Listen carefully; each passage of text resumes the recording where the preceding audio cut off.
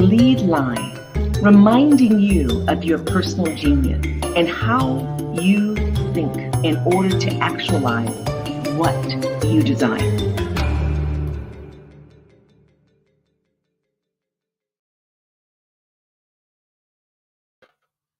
Hello, brilliant folks. It's an honor to be with you here another week. This week, we're talking about a topic that is actually a part of a nationwide priority, long-term care. This is November, National Long-Term Care Awareness Month, an event recognized by Congress and all states within the United States. And why? Because Americans are living longer in part, and largely due to medical advances in public health care. Our life expectancy far exceeds what was expected around the turn of the century, for that matter, when a number of government programs came out, including Social Security. We were expected to live to 65, 66. Now we're living well beyond that. On average, by 2019, it was 20 years much longer, and now it's only increased. By 2030, 1 in 5 residents within the U.S. will be age 65 or older. That's a big deal. And those of us who are among the generation called the baby boomers, 78 million of us who are still alive, we are among those who are demanding long-term care, even when we don't want to be in a situation to require it. Number 3, the number of people in need of long-term care support in the United States already had reached 14 million several years ago, and by 2050, it is expected to well exceed 27 million. Number 4, an average out-of-pocket cost for long-term care is $140,000. That's a significant amount of money. Roughly 17% will spend over $100,000 on long-term care. Almost 9% will spend well in excess of $250,000 on long-term care services. Number 5, by 2040, the total prevalence of Alzheimer's disease and related dementias in the U.S. is expected to double to nearly 13 million. It's already in excess of 7 million. So with 8.5 million women and 4.5 million moms or men, expected to develop dementia. That's significant. 6, for those requiring high levels of long-term care services, individuals and families pay 55% of long-term care costs out of pocket. 7, currently the majority of older single persons household are female. Women comprise 74% of solo households age 80 and older. 8, some 7.5 million Americans have some form of long-term care insurance. 2/3 of all new individual long-term care insurance claims pay for care needed by women. 9, the long-term care insurance industry paid out $11 billion in benefits to some 310,000 individuals with insurance protections in 2019. The number will increase, has already increased. And finally, number 10, and it's not the full story, 69.5% of all new claims start after the policyholder reach age 80. But don't let that surprise you or affirm what you think. Be very mindful that there are individuals under the age of 20 who also need long-term care, as too many of us know. Well, today I am very honored. We should be all honored because we have a licensed professional, a woman who has been in the medical field for many, many years and who opted to join a platform that I leverage now, and some of you have heard about. And her name is Melinda Blue-Taylor. As I asked Jethro to bring her into the studio, I want to give you a little brief just a little story about her, some of the facts. She has her master's in business administration, which is counterintuitive to a lot of people in terms of folks who are registered nurses. Yet she's gone beyond being a registered nurse because of her value for the nursing field to become a nurse practitioner. And so she has her master's in nursing as well. She's currently an executive to the leadership development firm that we take advantage of. Her team, my team, approximately 10,000 individuals across the country. And it's called Pinnacle Elite. She's a CEO in an organization that we've highlighted here too, the World Financial Group, and literally a world financial group, with Pinnacle Elite being the fastest growing financial leadership development organization in the country. Why this woman? Because she is a leader. She is one of the first CEOs. In fact, she's the first Black CEO, female, within World Financial Group. And she was in that leadership space because of her drive to help families. The mission of our organization is No Family Left Behind. She's an entrepreneur by wiring. She loves helping people. She is a wealth and wellness, a wealth and wellness coach. I want to say health and wellness at the same time. And in the leadership development business, she's known as the financial nurse practitioner. So I can say so much more, but let me just sum it up by saying the following, and this is wholly insufficient, but I'll say as a professional in the medical field, she's seen a lot in exclusive settings and in highly accessible locations. As a highly trained nurse practitioner, she's helped patients on their path to recovery, as well as those patients with their loved ones as they transitioned life. So her sensibilities enable her to speak with authority about the importance of long-term care planning. She believes that everyone deserves unbiased services to create really an estate that reflects their vision and to leave a legacy for loved ones, including their families, especially their families. So let's welcome this brilliant woman. Listen, learn about how best to safeguard your family, yourself, from distress or worse due to the lack of planning for long-term care needs. So hello, brilliant one. Wow. Melinda. Thank you so much. Such an honor. Such a great introduction. So pleased to be here. And it really is an honor to have you, Melinda. And so, can you share something with us that folks would not otherwise know about you, they can't find on social media? It really reflects the essence of who you are. Well, by trade, it may not seem like it, but I am definitely a person into sports. Yeah. Probably played every sport that exists from tennis to volleyball to softball to basketball to track. And I'm an avid, I love bowling as a hobby. Ah, curious. I love it. So that's part of your spirit of entrepreneurship too, because you're wired to work in teams. You're wired to build teams. Can you speak to why sports? What is it about you that is just wired in that way? Well, always coming up here, I'm in academics and sports. There was always two things to pick. And both of them I found very intriguing. And probably because being challenging Mm. things kind of intrigued me a little bit. And like you said, an environment of people winning and working together, I've always enjoyed. And so I think that has a lot to do with the spirit of it. Awesome. Can you tell a little bit about your background? You're in Southern California, correct? That is correct.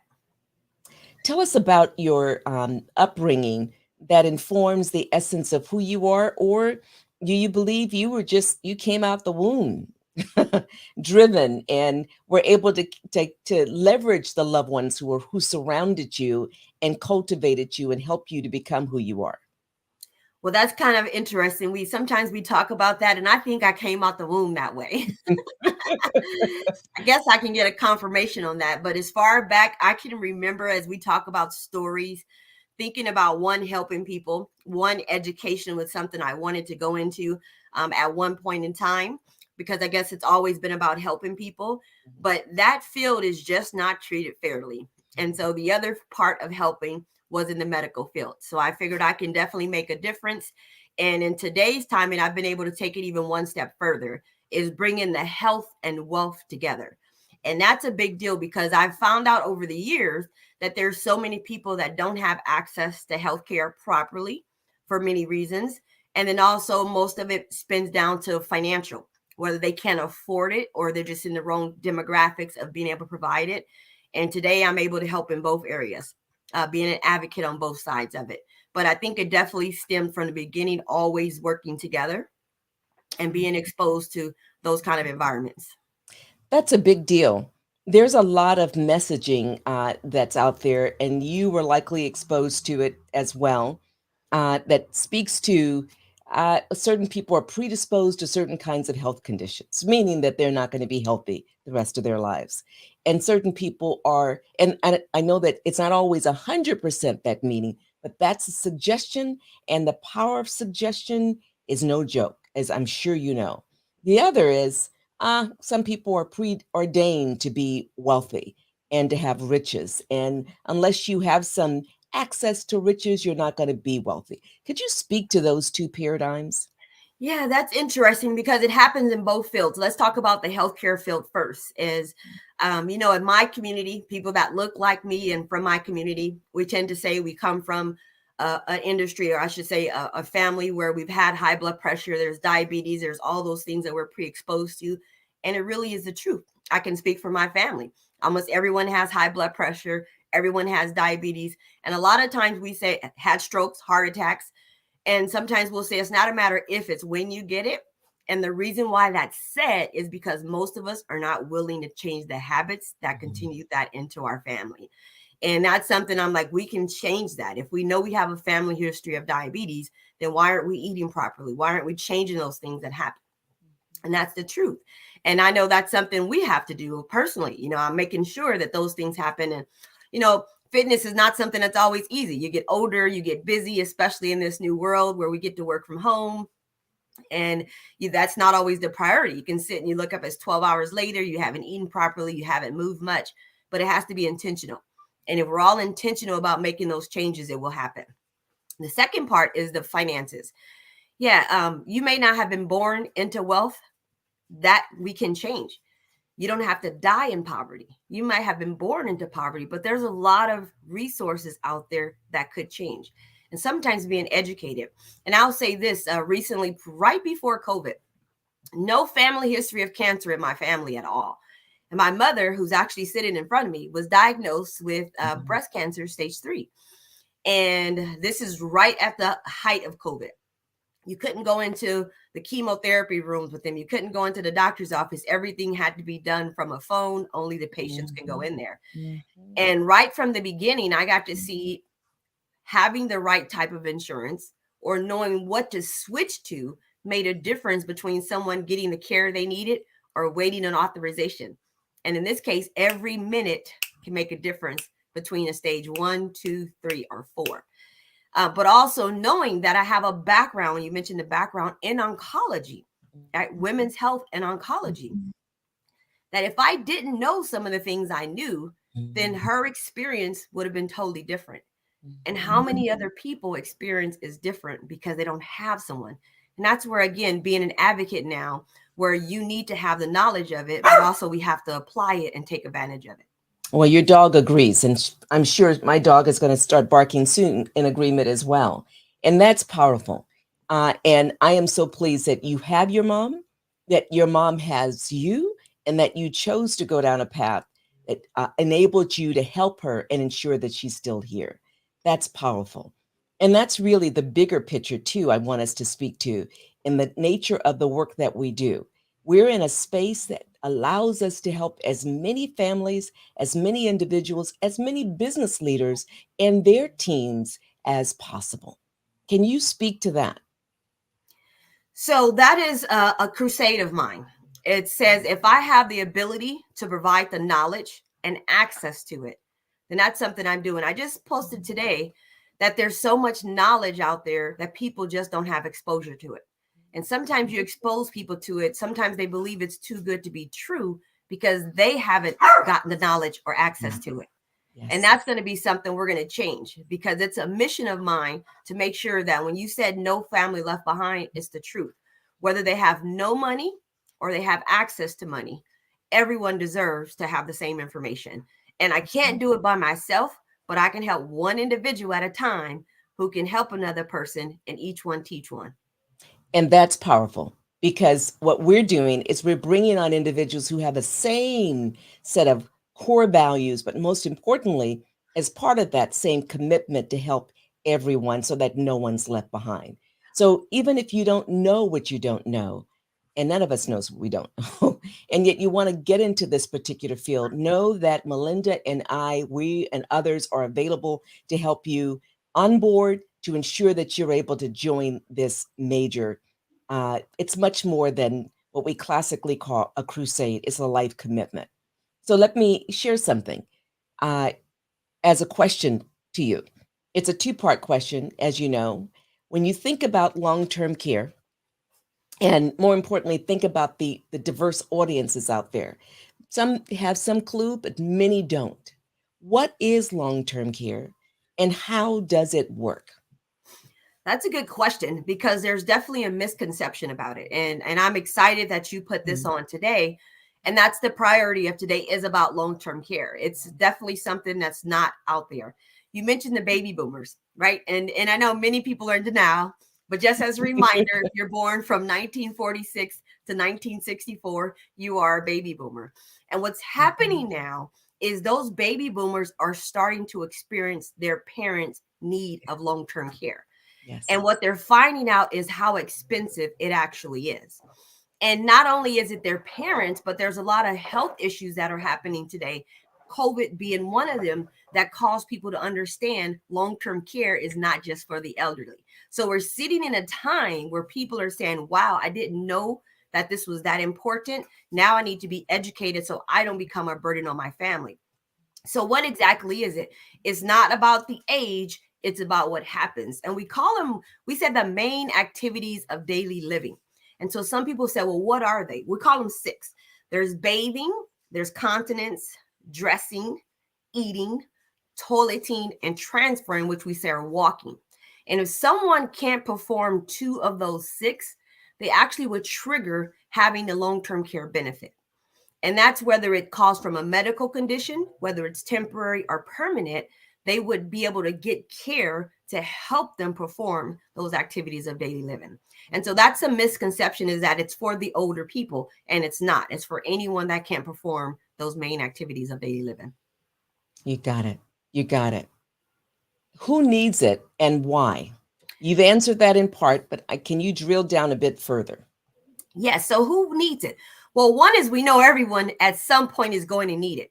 But if we look at statistics, 70% of people who are 65 years and older at some point in time will need long-term care. 70% will need it. And if we look at it, who actually gets disorders or illnesses, we say at least 3 disorders will happen when someone's over 65 years old. So they can have a high blood pressure, they can have the diabetes, they can have cancer, it could be dementia. They're going to have 3 major disorders, which is going to lead to that part of 70% of needing that long-term care. So we know that to be the case for the senior citizens. But anyone, you can be driving in a car and you can have an I got to say something. Mhm. You say senior citizen. It's so funny. I'm 64. I don't feel like a senior citizen. Yeah. It makes no sense to me. Keep going. I Yeah, had to and say that. it's funny because you say that word, but it's interesting because I'll say, well, AARP says senior citizen is 55. Yes, Medicare says senior citizen is 55. But if you talk to a millennial, they said 40 years old and it's a exactly. senior person, right? So that's all relative. That's what we kind of It see here. is. It is. It's really not an age. It's the activities of daily living for You got it. whatever reason. It could be a car accident and it could be temporary, right? What if you just happen to have all your limbs gone? Or it could have been there's the governor, the guy in Pennsylvania who just Oh, happened to yes. have a stroke, right? And he couldn't Fetterman. talk, right? Mhm. Just think about it. Those are reasons that would trigger it. If you just can't talk, most of the time they can't eat, and a lot of them are temporarily paralyzed. If that's the case, that would trigger a long-term care benefit. So anyone, doesn't matter if they have the coverage, it would trigger the benefit for long-term care. And the key thing is that it doesn't mean it's permanent. So, as the case of Fetterman, it's not permanent. He's recovered. for the most part. He's got some recovery still to do, and that's important too. That That's is correct. powerful. So we often say, for a variety of reasons, that timing is everything. So when you think about timing, that statement, what key things beyond those 10 facts that I shared earlier make this timing so critical? You already mentioned one. We're still in COVID, folks. We think we're done with it. Hopefully, it is on the way down. But what makes this very time sensitive? So I'll tell you, you mentioned COVID. You guys probably can hear it in my voice a little bit, right?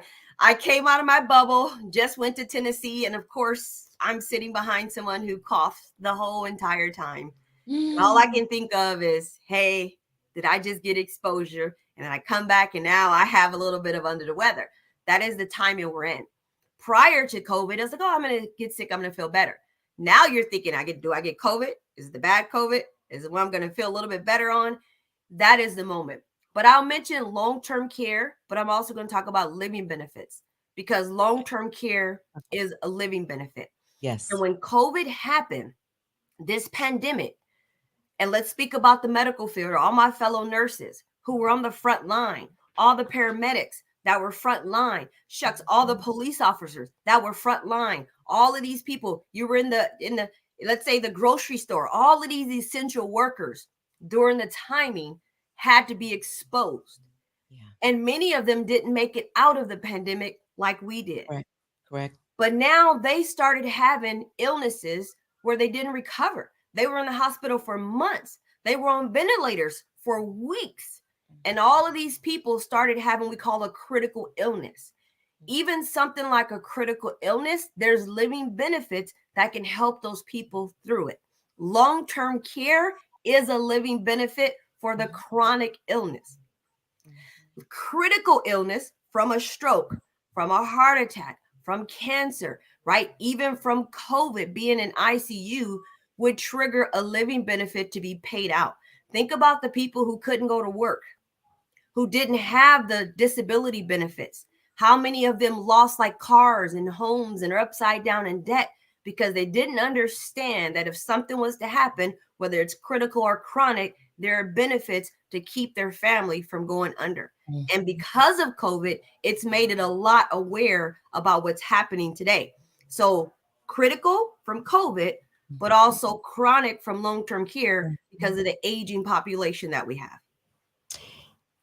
There's two thoughts I have. One about the millennial generation. And I have voices of nieces, nephews, godchildren. I have voices of other loved ones, children of individuals I'm mentoring, etc. And in my head right now, the way they think, the way they process their priorities, qualitatively different than my generation, and in ways that actually, as I think about a lot of them and feel them, inspires me. They're really no nonsense, more so. They're into let's just accelerate things. We don't have to wait a whole generation in order to achieve what we want to achieve. Now we're just looking for ways to get to where we need to get. And yet, fundamentally, they need foundational support. And thus, the mentorship that comes from those of us who have some clue about some things that they need to know.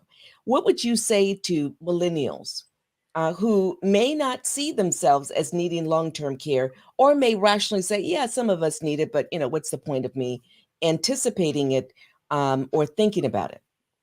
That's a very good question, because the millennials are having that with every issue, whether it was life insurance, whether it's long-term care, whether it's even having a job, working for 40 years and retire 40 years, 40 hours a week, and retire with 40% of their income.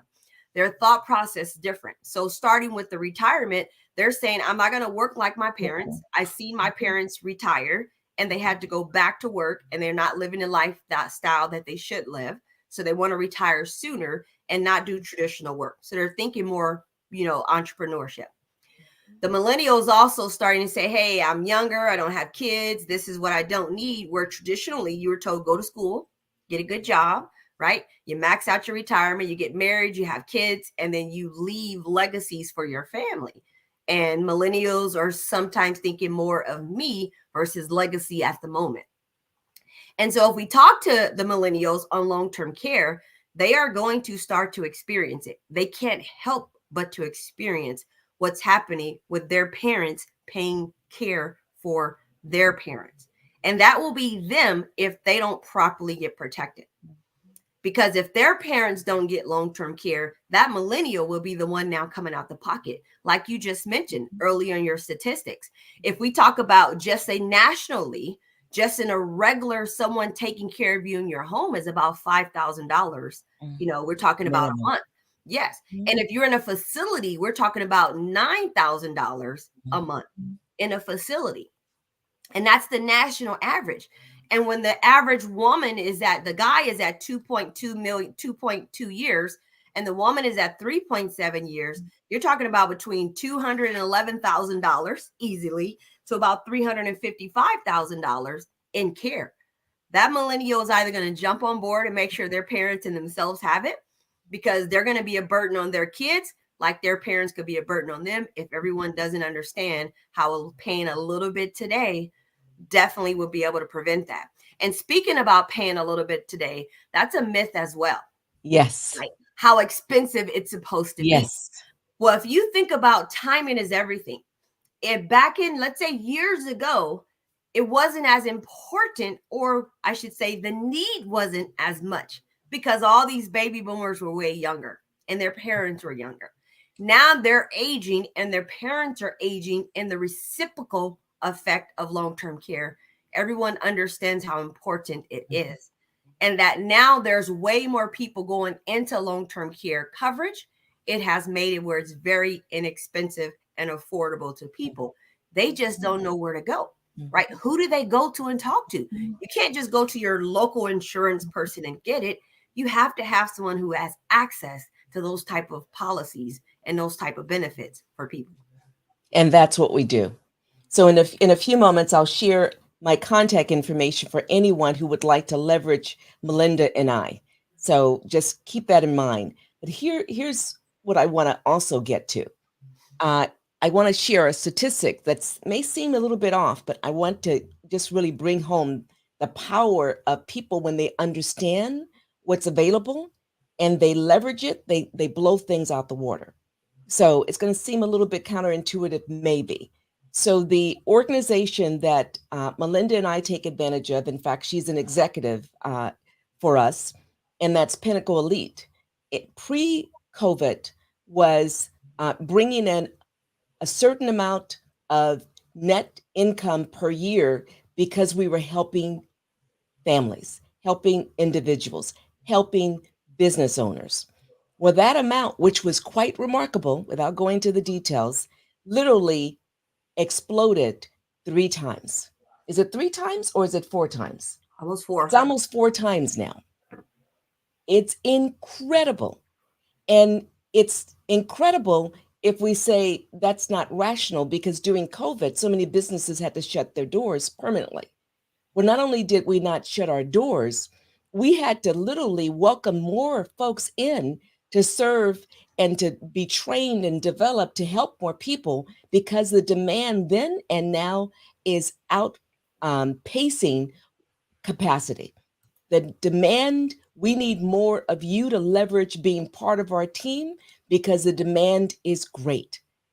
Now, the compensation in the financial services industry is the best on the planet. That's the most lucrative industry that you can find, literally, especially in the United States.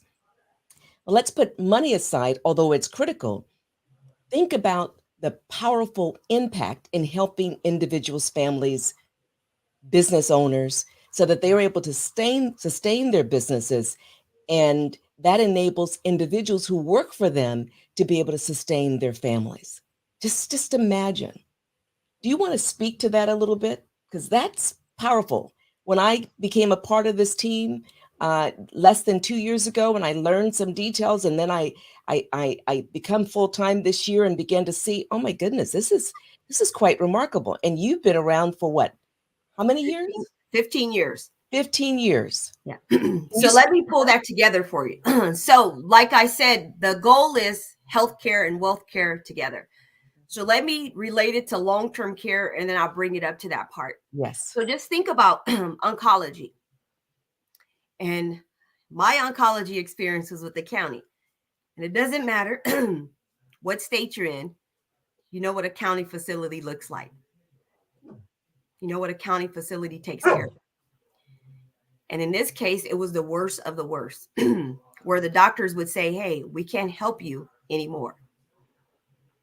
And we got to an end stage lifetime for a lot of the patients. And people always would mix up hospice with long-term care. Now, hospice is covered by Medicare. It's the end stage of someone's life, and they get to go home and pass away peacefully. That's hospice. Less than 6 months to live. Most of the time, it was weeks to live. Now, someone, whether it was cancer, strokes, heart attacks, it doesn't matter. Maybe you're not on your deathbed, but you can't do those functional needs regularly. But you have no qualification to be in the hospital. Now it says you can't stay here. You have to go somewhere. And the family is saying, we can't take care of them at home. We have no insurance. What do we do? Just think about it. Your family needs care. You're debating who's going to take care of that family member because you don't have the proper insurance.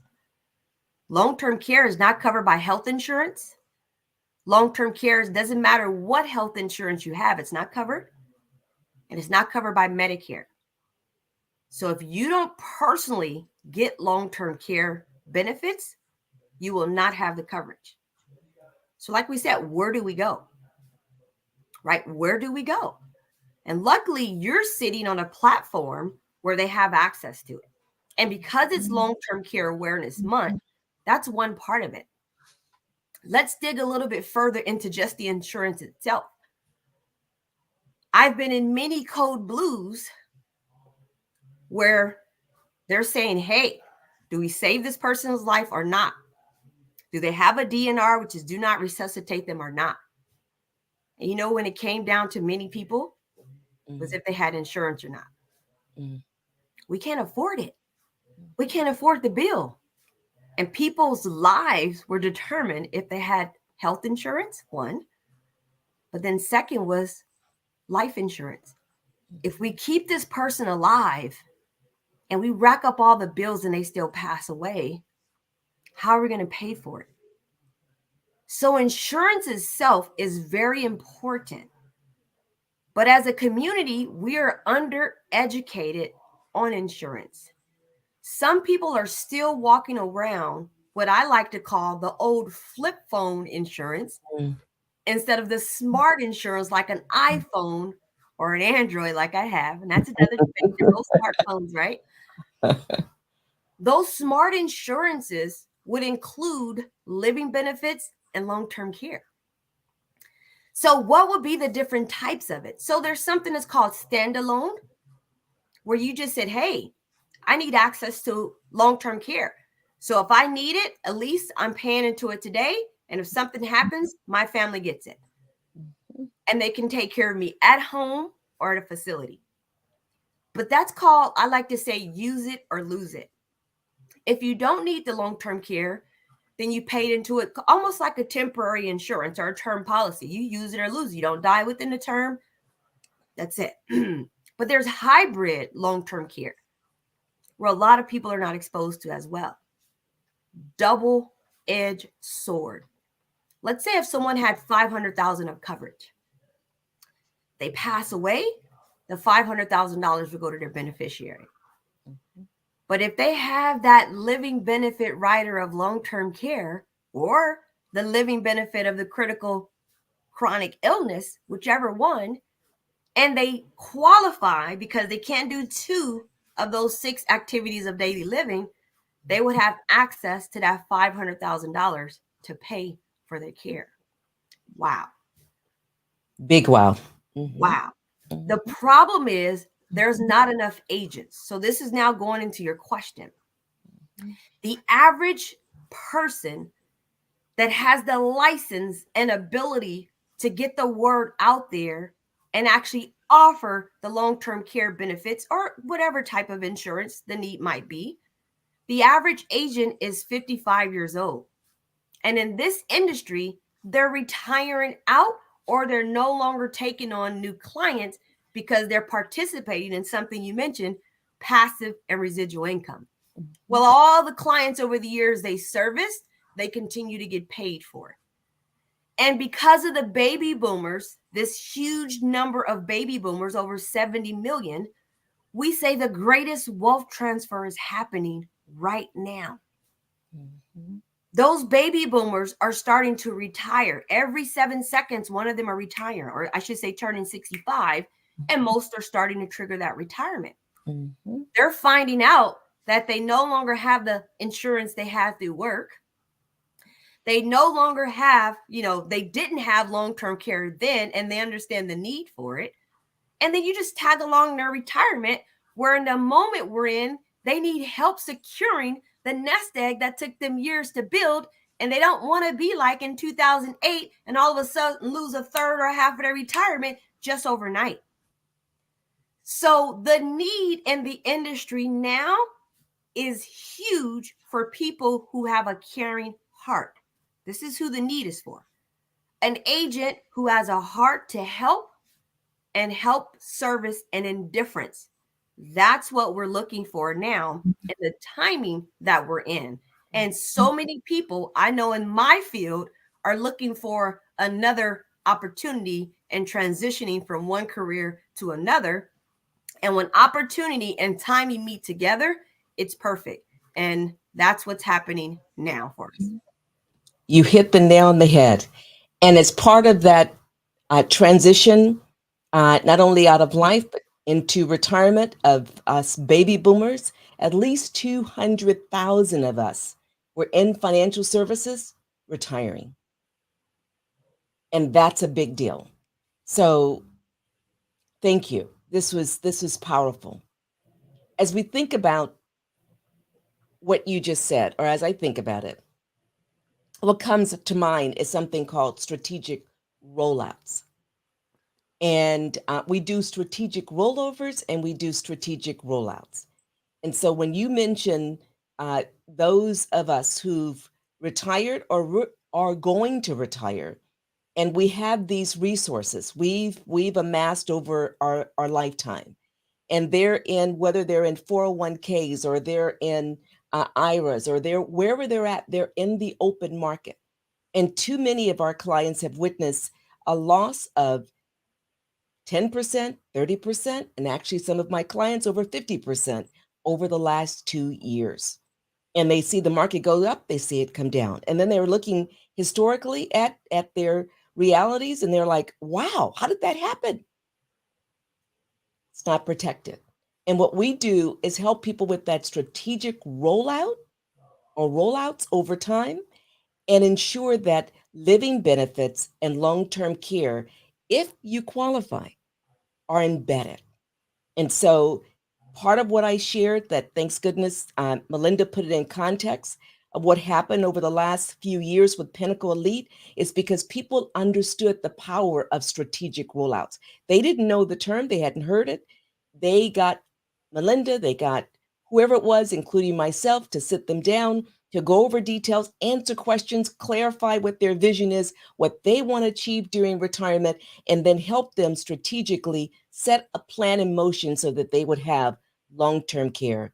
They'd have living benefits, if not both, at least living benefits that they could use for long-term care.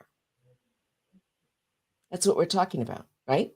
Yes, that's correct. Since you mentioned the strategic rollout, let's just say there was an agent, and she's pretty known in real estate, has been very successful in real estate.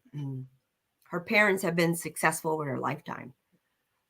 And in retirement, have millions of dollars set aside for their retirement. It was a couple of million. And it just so happens her father needs long-term care. and at what they thought was going to be a comfortable retirement, his cost of long-term care is right at the national average, $8,000 a month. So people with long-term care is not necessarily ill and going to pass away. People live 5, 6, 7, 8 years with long-term care. So imagine millions saved. Even if you don't have long-term care, you will spend that nest egg. And it's a mission of hers, just like so many of us have been exposed to this, whether you have the resources or not. If those resources were allocated for something else, you need to make sure that long-term care is in place to secure that nest egg or that wealth that's meant to go to your family, not meant for your services, just in case you needed that long-term care. So what you're talking about is so true in building a legacy for families, but also making sure that whatever assets they do have is going to be able to go to the family in the context that they wanted to go to, and not paying for care when it could have been prevented. Yeah. This is powerful. I want to thank you so much for your generosity of spirit, your unwavering commitment to individuals, families, business leaders, ensuring that, in fact, no one is left behind. It's a major effort, and yet it's a wonderful thing. When we sit down and we run numbers for people and we show them options and opportunities, it's absolutely fascinating to watch their reaction. Typically, people are they're looking like, no one told why I've had this or that for years and no one told me this, or I just never heard of. I didn't know this was possible. I'd like for you to speak to that as we close this out, because I want to honor you. You could be anywhere. You could be relaxing, recovering, and yet you're here because this is part of your ultimate vision for your life, to make a difference. So can you speak to that when people see what we share with them and they're blown away? That's too good to be true. Wow, that's a good question, because that's actually how I ended up into this side of the industry.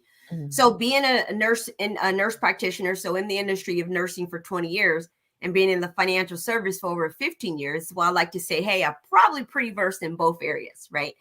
And being able to be knowledgeable in it.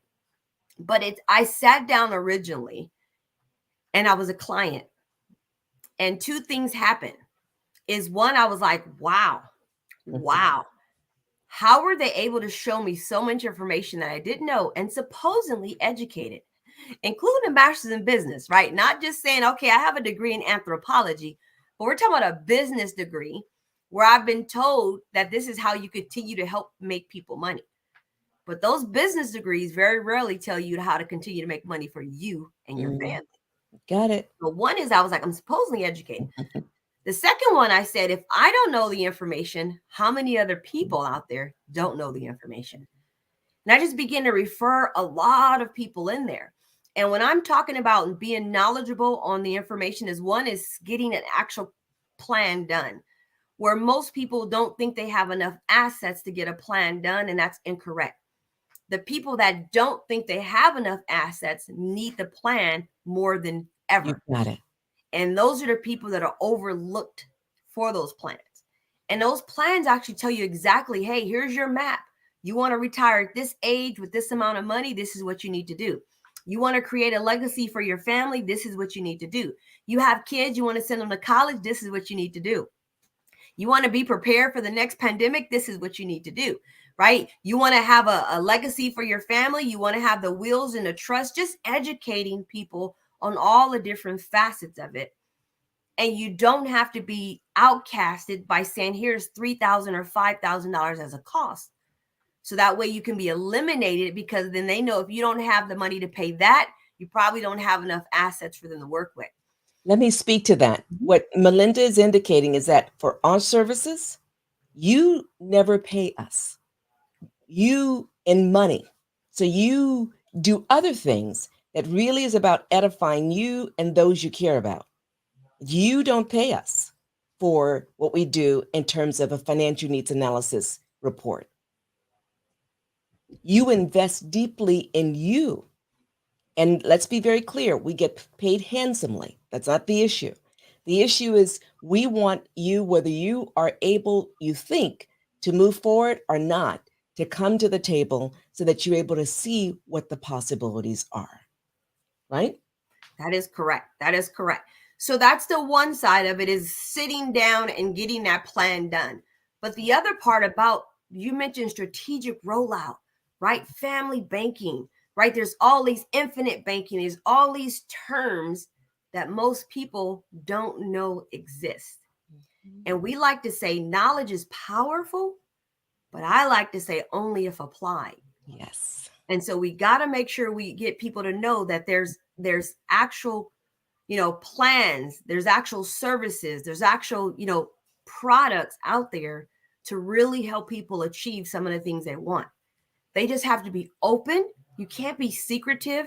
And just like you saw the great movie and you referring everyone to watch a movie, you need to make sure you start referring people in to get those finances worked on and looked at by people who really care. And if everyone's here on this show listening at you, I'm sure at some point they should know your vision, how you're in for the community, and how you even got involved on the platform is because you're trying to change the injustice that's out there in this industry. And so we appreciate you as well, Dr. Webb. It is my honor. And you just gave me chills because when you were talking earlier about your exposure and how it brought you in, I remember my conversation with someone. They said, "Can you help me?" I said, "Sure, no problem. I'll make time." At that time, I was super busy, and I was listening, and I couldn't listen to the entire present. I said, I don't think we went through a third of it, and no, more like 20% of it. And I said, I heard a word, index. What does that mean? And then the more I learned it, I ended up buying 30 books in less than 3 months, read them all, and then I ended up just going deeper and deeper, wondering what the heck. Like you, I'm well educated. I was in two PhD programs at UC Berkeley in the business school and school of education. I never was exposed to anything like this. And I'm like, whoa, whoa, whoa, whoa. And I've been around the block a little bit. And like you, in leadership roles, I chose to be a college president. I chose to work at the state level on policy. I chose to do a number of things. And never was I exposed to some of these basic terms. And yet you get to be exposed to all of these terms, and you don't have to wait until you're like a Melinda. You're not a Melinda. You're not a Elnora. You are a you. And you get to be magnificent in your knowing about how to create financial independence now, not later, and build the generational wealth. So, with that stated, please contact me, set up an appointment, and it's really about you. It's not about me. It's not about Melinda. It's always about you. At the beginning and the end of any conversation, it's about you and helping you move forward. So take a screenshot, act on it now.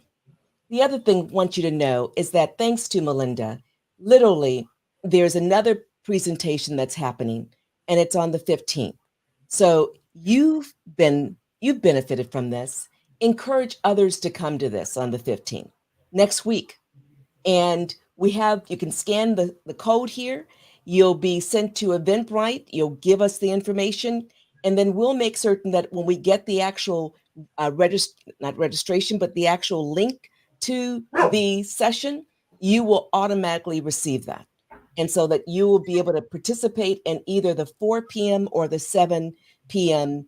Session. There's more that Melinda's going to share. She's a wealth of knowledge. Leverage her, leverage us. It's all about you. And my dog is barking to say yes. Leverage us. Anything you'd like to say in closing, Melinda? Because you're awesome. And I want to thank your mom for being there with you.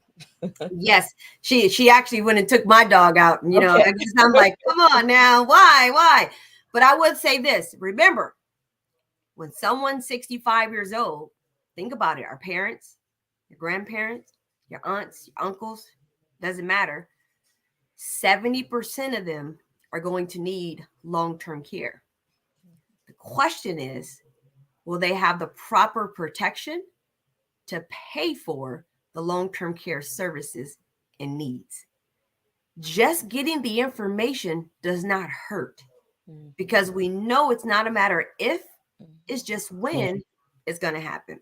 So just make sure, get the information. It does not hurt because someone you know is looking for it, but don't know where to go. And you now have an answer to be able to reach out to Dr. Webb specifically to get some information about it. So make sure, let's start to spread the word and get our community educated properly on how these things actually work. My honor. Thank you so much, Melinda. Again, I can't tell you how much I appreciate you. And Melinda does more than what I've just shared with you today. And if you want to know more, contact me. We'll hook you up. And most importantly, we want to make certain that you are prepared for long-term needs, not just long-term care, more. Yet remember that the likelihood that you, members of your family, will require it is very high. So leverage us now. Leverage us now when the cost may be significantly lower for you. We look forward to speaking with you and definitely make this day one that just you knock it out the park. And remember, it's all about each one of us being the CEO of our lives so that we build to our capacity and even exceed what we think is our capacity. So see you next week. Much success. And I'm going to put the visual back up so that you're able to tune in next week. Encourage other people to tune in next week. Be well. Wado.